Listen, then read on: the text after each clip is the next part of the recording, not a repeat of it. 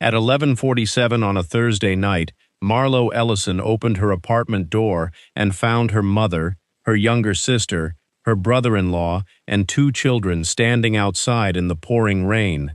6 suitcases were lined up behind them. Camille was holding her daughter's hand. Grant looked exhausted. Lenora was crying so hard that Marlowe immediately thought someone had died. Then her mother said something that would haunt Marlowe for months. "We're staying here. Camille has nowhere to go." Marlowe looked at her sister. Camille said nothing.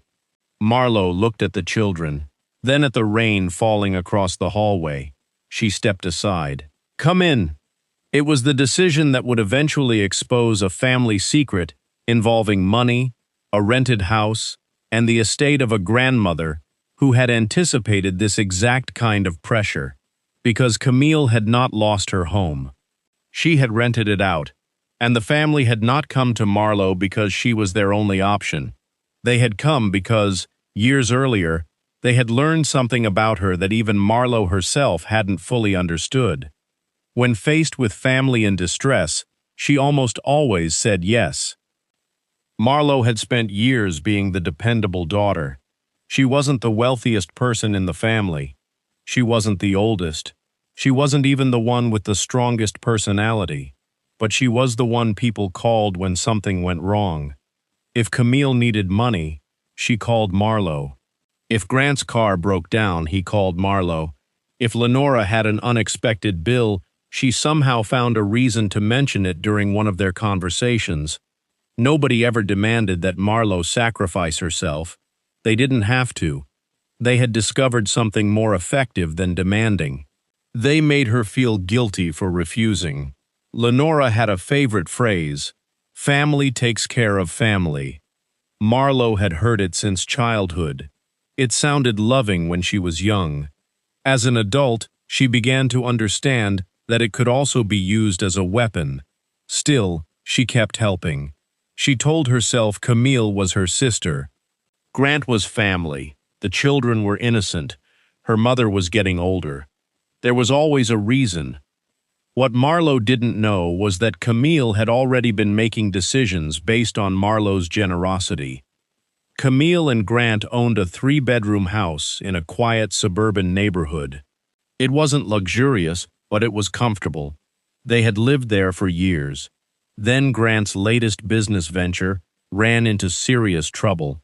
He had borrowed money to expand a small logistics company, expecting a major contract that never came through. Suddenly, payments were due, and the business wasn't producing enough cash. Camille suggested renting out their house. The rental income would give them breathing room while they dealt with the debt. It was a sensible decision, but there was one problem. Renting the house meant Camille, Grant, and their children needed somewhere else to live. Lenora offered her home first. But Lenora's condo was a small 1-bedroom unit. She lived alone, and even she admitted there wasn't enough room for 4 additional people. She offered Camille the living room for a few nights. Grant rejected the idea. It would be too crowded, and the children needed proper space. Camille then mentioned Marlowe. Marlowe's apartment had 2 bedrooms. One was hers. The other was a small guest room she used when relatives visited. It wasn't enormous, but it was comfortable. More importantly, Marlowe had always been the person who made room for everybody else. Camille knew that. So did Lenora. A few days before the family arrived, Camille signed the rental agreement on her own house. The new tenants were scheduled to move in immediately. Camille and Grant received their first payment. Instead of using that money to secure another place, they decided to stay with Marlowe. They told themselves it was temporary. Lenora told Marlowe it would only be for a few nights. Camille promised the children would stay out of the way. Grant said he just needed time to sort out the business. Nobody mentioned the rental income. Nobody mentioned the financial pressure. And nobody told Marlowe that Camille had already made a decision about where her family would live before she ever knocked on Marlowe's door. The next morning, Marlowe woke up and discovered that the temporary arrangement had already begun changing her home. Camille's children were sleeping in the guest room. Grant had placed his work equipment across the dining table. Lenora had filled half the refrigerator. Marlowe didn't complain. She made breakfast and went to work.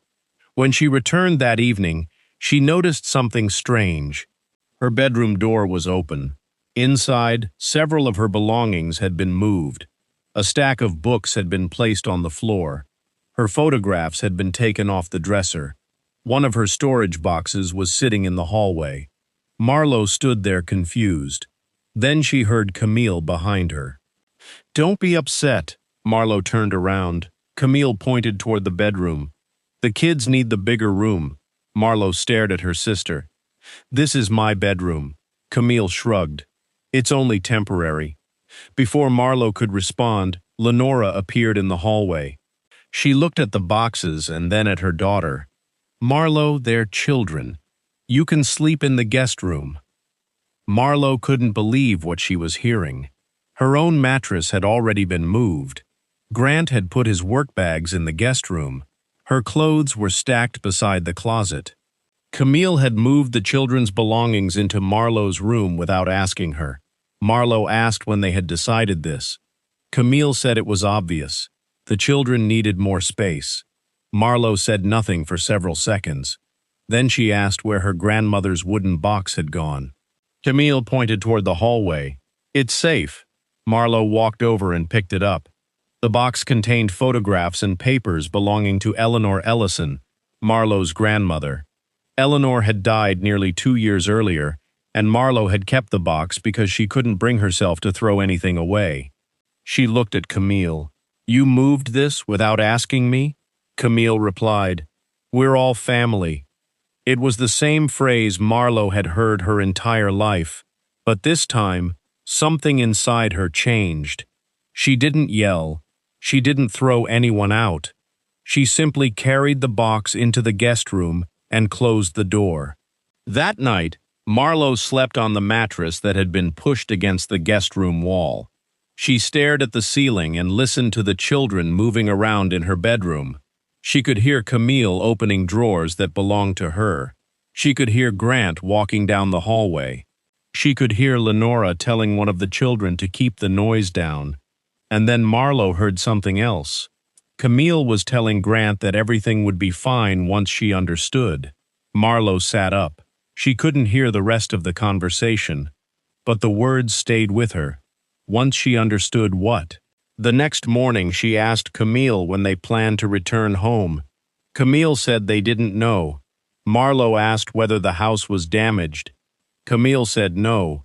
Whether the mortgage company had taken it? No. Whether they had sold it? No. Marlowe finally asked, "Then why can't you go home?" Camille looked at Lenora. Lenora immediately answered, "Because your sister needs help." That answer wasn't good enough anymore. Marlowe waited until everyone left the room, then opened her laptop. She searched the public property records for Camille and Grant's house. What she found made her sit completely still. The property was still theirs. There had been no foreclosure, no sale, no court order, no emergency preventing them from returning. But there was a recent rental agreement. Marlowe checked the date, 3 days before the family arrived at her apartment. She looked at the monthly rent. Then she checked the payment schedule. Camille and Grant were receiving a substantial amount of money from the property. Marlowe read the information again. She suddenly understood why Camille had refused Lenora's living room.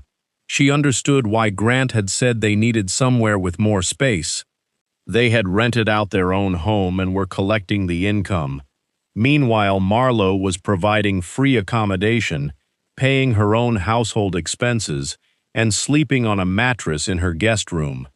Marlowe confronted Camille that afternoon. "You rented the house." Camille didn't deny it. "We needed the money." Marlowe asked why she hadn't told her. Camille said she didn't want to worry her.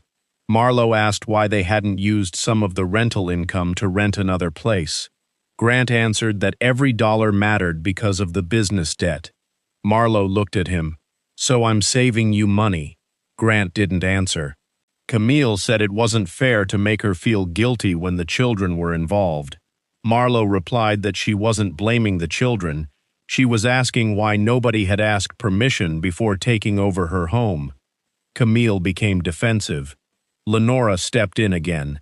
She told Marlowe that this wasn't the time to be difficult. "Your sister is under pressure." Marlowe looked at her mother and said, "So am I." Lenora's response was immediate. "You have a roof over your head." Marlowe looked around her own apartment. So did Camille. That evening, Marlowe made a decision. She would give Camille and Grant a few more days. Not because they were entitled to stay, but because she didn't want the children caught in the middle of an argument. She told Camille they had 1 week to find another arrangement. Camille acted shocked. Lenora called Marlowe heartless. Grant said moving again would damage his ability to manage the business. Marlowe repeated herself. 1 week. Then she went into the guest room and retrieved Eleanor's wooden box. She had forgotten about it during the chaos. Inside were old photographs, bank statements, letters, and several envelopes. One had Marlowe's name written on it in Eleanor's handwriting. She opened it carefully. The letter had been written months before Eleanor died. The first sentence made Marlowe stop breathing for a moment. Eleanor had written, "If you are reading this because someone has asked you to give up something I left you, speak to Everett before you agree to anything." Marlowe had not told Camille about the letter. She hadn't told Lenora either. The next morning she called Everett Shaw. Everett had been Eleanor's estate attorney for years. When Marlowe mentioned the letter, he became quiet. She asked whether he knew why Eleanor had written it. Everett told her to come to his office. He said there were things about the estate she had never been told because Eleanor had specifically instructed him to explain them only when necessary. Marlowe asked whether her family had known. Everett said, "Some of them knew there was a trust. They did not know everything in it." That distinction mattered. Trusts can be designed to control how assets are managed and distributed, including protecting beneficiaries or creating conditions around the use of assets. Trustees can also have fiduciary responsibilities when administering trust property. Eleanor had not simply left Marlowe money, she had created a structure around it. When Marlowe arrived at Everett's office, he showed her the estate documents. Eleanor had placed several assets into a trust. The largest was a commercial property that generated regular income. There were also investment accounts. Marlowe was the primary beneficiary, but the assets were protected by specific terms. Everett explained that Marlowe couldn't simply hand the trust property to Camille or Grant because they demanded it. The trust had to be administered according to its terms. Eleanor had also named an independent professional trustee rather than placing Lenora or Camille in control. That choice suddenly made sense. Estate planning often requires careful consideration of who should serve in fiduciary roles, particularly when beneficiaries have conflicting interests. Eleanor had anticipated that family relationships could become complicated after her death. She had created distance between Marlowe's inheritance and the people most likely to pressure her. Then Everett showed Marlowe something she had never seen. It was a memorandum Eleanor had written during one of their final meetings. It explained why she had chosen Marlowe as the primary beneficiary. Eleanor believed Marlowe had spent years sacrificing her own stability to solve other people's problems. She worried that Marlowe's generosity could make her vulnerable to pressure. Eleanor had specifically told Everett that she didn't want the family using guilt to influence Marlowe's decisions. Then came the detail that made Marlowe's stomach tighten. Eleanor had mentioned Camille by name. She had written that Camille was likely to approach Marlowe indirectly if she ever wanted access to the estate. Everett told Marlowe that Eleanor had not accused Camille of wrongdoing. She had simply recognized a family pattern. But now, sitting in Everett's office, Marlowe could see the pattern herself. Marlowe asked the question she had been avoiding. Did Camille know about the commercial property? Everett said she knew that Eleanor had left Marlowe a significant interest. She didn't know the full value. Marlowe asked whether Camille could legally claim it. Everett explained that the estate documents governed the trust, and any challenge would have to be handled through the appropriate legal process. He advised Marlowe not to make accusations or sign documents without independent legal advice. That was important because family estate disputes can become complicated when money, expectations, and claims of pressure or influence collide. Marlowe left Everett's office with copies of the documents. She had arrived thinking she was dealing with a housing problem. She now suspected she was dealing with something much larger. When she returned home, Lenora was waiting. "You went to Everett." Marlowe didn't ask how she knew. She simply said yes. Lenora asked what they discussed. Marlowe said it was private. Her mother became angry. She said Eleanor's estate belonged to the family. Marlowe replied that Eleanor's documents determined how the assets were handled. Lenora said Marlowe was allowing a lawyer to turn her against her own family. Marlowe answered, "Nobody has turned me against anyone." She paused. "I'm finally asking questions." Lenora's face changed. For years, Marlowe had accepted explanations without asking for proof. Now she was reading documents. That made her much harder to control. Lenora told her that Camille's children were sleeping in her apartment and that she should be ashamed of threatening their stability. Marlowe said the children could stay until the agreed date. After that, Camille and Grant needed to make their own arrangements. That night, Camille entered the guest room and sat beside Marlowe. She apologized for taking the bedroom. She said she had been overwhelmed. She said Grant's business debt was worse than she had admitted. Then she asked Marlowe for financial help, not a loan. She wanted Marlowe to use part of Eleanor's trust income to help stabilize the family.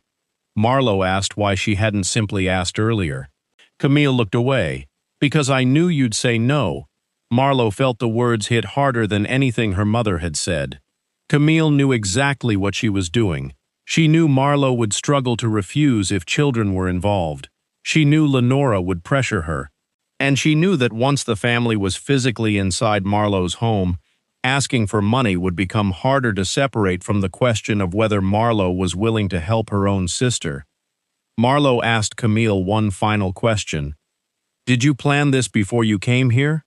Camille said no. Marlowe asked again. Camille hesitated. Then she admitted that she and Grant had discussed staying with Marlowe before renting out the house. They believed Marlowe would agree because she always had. Lenora knew they were planning it. Camille said they didn't think Marlowe would object. Marlowe asked about the trust. Camille said they knew Marlowe had access to Eleanor's assets. She denied that the housing arrangement was designed to pressure her, but Marlowe remembered the conversation she had overheard. Once she understood, she asked Camille what that meant. Camille wouldn't answer. Marlowe realized she didn't need another confession. The evidence was already in front of her. Camille had rented her own house, collected the income, moved into Marlowe's home, taken her bedroom, and then asked for access to the trust. The following morning, Grant made the mistake that finally ended Marlowe's hesitation. He placed a document on the kitchen table and told her it was a temporary agreement. He said it would allow him to use part of the trust income to pay business obligations until the company recovered. Marlowe didn't sign it. She photographed the document and sent it to Everett. Everett called immediately. He told her not to sign anything. The document would have created an interest in trust assets that Grant had no automatic right to receive. Marlowe confronted Grant. He said he wasn't trying to steal anything. He was trying to keep his business alive. Marlowe asked why the document hadn't been explained honestly. Grant said Marlowe wouldn't have signed if he had told her everything. That was the final answer she needed. It wasn't an accident. It wasn't confusion. It was a calculated attempt to obtain something through pressure rather than a direct request. Marlowe gave them 7 days, Camille argued. Lenora cried. Grant became angry. But Marlowe didn't change her decision. She told Camille that she still owned her house and was receiving rental income from it. She told Grant that his business debts were his responsibility. She told Lenora that she loved her, but she would no longer allow guilt to determine what happened inside her home. Lenora said, "Eleanor would be disappointed in you." Marlowe looked at her mother and quietly replied, "No, she prepared me for this." Nobody answered. For the first time, Lenora couldn't use Eleanor's memory to pressure Marlowe because Marlowe had actually read what Eleanor had written. The family left 7 days later. Camille and Grant returned to their own financial problems. The children were safe, but the adults were forced to confront the consequences of the choices they had made. Camille continued renting out the house for a period of time, using the income to address the debt. Eventually, Grant sold part of the business to reduce the pressure. None of those decisions were Marlowe's responsibility, and that was precisely the lesson Eleanor had wanted her to learn. Marlowe continued working with Everett and the independent trustee to administer the trust properly. She didn't use the money to punish Camille. She didn't try to make her family suffer. She simply refused to let anyone else decide what Eleanor's estate meant for her. Months later, Camille asked to meet Marlowe alone. There was no emergency this time, no suitcase, no crying children, no financial document waiting on the table. Camille admitted that she had known Marlowe would struggle to say no if the children were involved. She admitted that renting the house and staying with Marlowe allowed her family to keep more of the rental income. She admitted that she had hoped Marlowe would eventually use some of Eleanor's money to solve Grant's business problems. Then she apologized. Marlowe listened. She didn't excuse what happened, but she forgave her sister. Their relationship changed after that. Marlowe still loved Camille. She simply stopped confusing love with unlimited access. The 6 suitcases were eventually gone. The children's clothes disappeared from Marlowe's bedroom. Her photographs returned to the dresser. Eleanor's wooden box went back onto the shelf where Marlowe could see it every morning. Her apartment became quiet again, but something else had changed. Marlowe no longer felt guilty when she said no. She understood something Eleanor had known long before she did. Generosity without boundaries can become a resource other people learn to depend on. And once people become dependent on your sacrifice, they may stop seeing it as sacrifice at all. They may start seeing it as what you owe them. Marlowe's family had arrived believing she would eventually surrender because that was what she had always done. They were wrong. Marlowe didn't win because she inherited money. She won because she finally understood what the inheritance was supposed to protect. It wasn't simply a collection of assets. It was her ability to make decisions without being controlled by guilt. Eleanor had seen that Marlowe's greatest vulnerability wasn't financial. It was emotional. So she had built safeguards around the estate. Trusts can be used for purposes including controlling how assets are used, protecting beneficiaries, and creating a framework for distributions after death. Eleanor had understood that money could change relationships. She wanted Marlowe to have resources without allowing those resources to become an invitation for everyone else to make demands. Marlowe eventually understood something else. Camille hadn't chosen her because she was the only person who could help. She had chosen her because she was the person most likely to help without asking too many questions. That was the part Marlowe found hardest to accept. The family knew her kindness. They knew her guilt. They knew how much she loved the children. They knew Lenora could pressure her. They knew she would rather suffer quietly than watch someone else suffer. And they built their plan around those weaknesses. But they didn't know one thing. Marlowe had finally started asking questions. And once she started asking questions, the story they had given her began falling apart. On the night the family first arrived, Marlowe thought opening the door was an act of love. She was right. It was. But love doesn't require surrender. Helping someone doesn't mean giving them control of your home. Being a daughter doesn't mean becoming responsible for every decision your parents approve of. Being a sister doesn't mean paying for the consequences of your siblings' choices, and having an inheritance doesn't make you responsible for rescuing everyone who believes you have more than they do. Marlowe had spent years thinking peace meant keeping everyone around her happy. She eventually learned that sometimes peace begins when you stop doing that. The last thing Marlowe did with Eleanor's letter was place it back inside the wooden box. She didn't frame it. She didn't show it to the family. She didn't need to. The message was already part of her. She remembered the line Eleanor had written, "Don't let guilt make your decisions for you." It was simple. But for Marlowe, it changed everything. Because the night 6 suitcases appeared outside her door, she had believed the emergency was her family's lack of a home. By the time those suitcases disappeared, she understood that the real emergency had been something else entirely. She had spent years giving away pieces of her own peace because she was afraid of what would happen if she finally said no. And perhaps that was why the door mattered so much. On that rainy Thursday night, Marlowe opened it because she thought her family needed her. Weeks later, she closed it because she finally understood that she was allowed to need herself. She didn't become cruel. She didn't stop loving her family. She simply stopped allowing love to be used against her. And sometimes, the most important boundary a person ever sets begins with 2 very simple words: no more. If this story touched you, remember, sometimes protecting your peace means setting boundaries, even with family. If you enjoyed this story, subscribe to Unfinished Tales for more powerful stories of betrayal, family secrets, and unexpected consequences. Until next time, keep watching, because every story has a truth waiting to be uncovered.